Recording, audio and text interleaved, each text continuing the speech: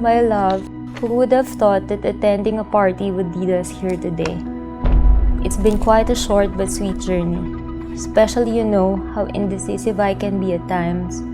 But if there is one decision out of everything that I know is right, it's to spend the rest of my life with you. I knew from the very moment I put eyes on you that you were my forever. I felt the most unexplainable feeling in my life at that instant.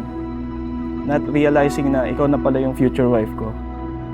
You dated and accepted me as who I am, a simpleng tao lang.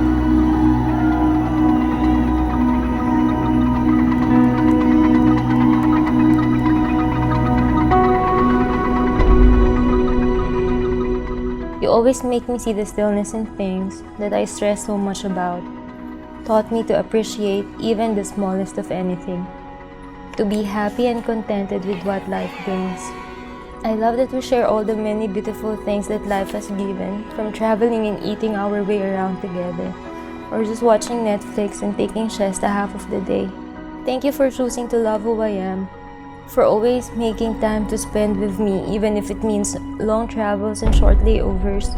Thank you for being my home, far away from home, that keeps me in peace after a long flight.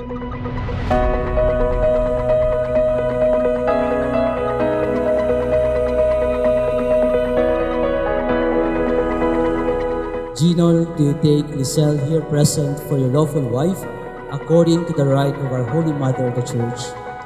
I do. Lizielle, do you take Gino here present for your lawful husband, according to the rite of our Holy Mother, the Church?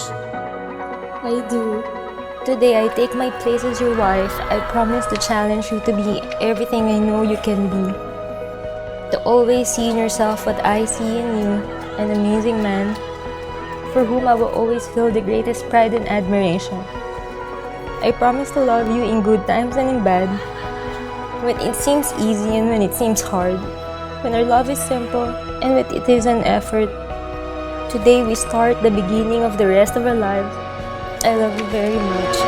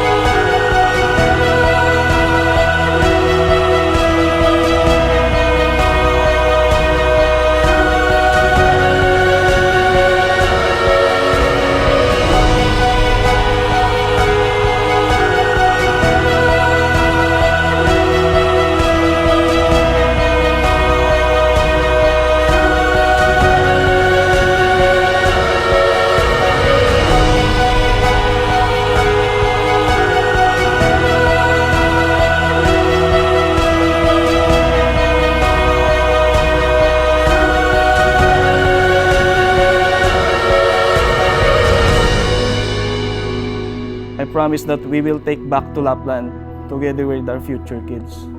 I promise not to be annoyed when you're hungry and mad. I promise a wine night, barbecue night, pizza night, and all midnight snacks as you wish. Basta mag-gym tayo palagi. And most of all, I promise to love you today, tomorrow, and forever.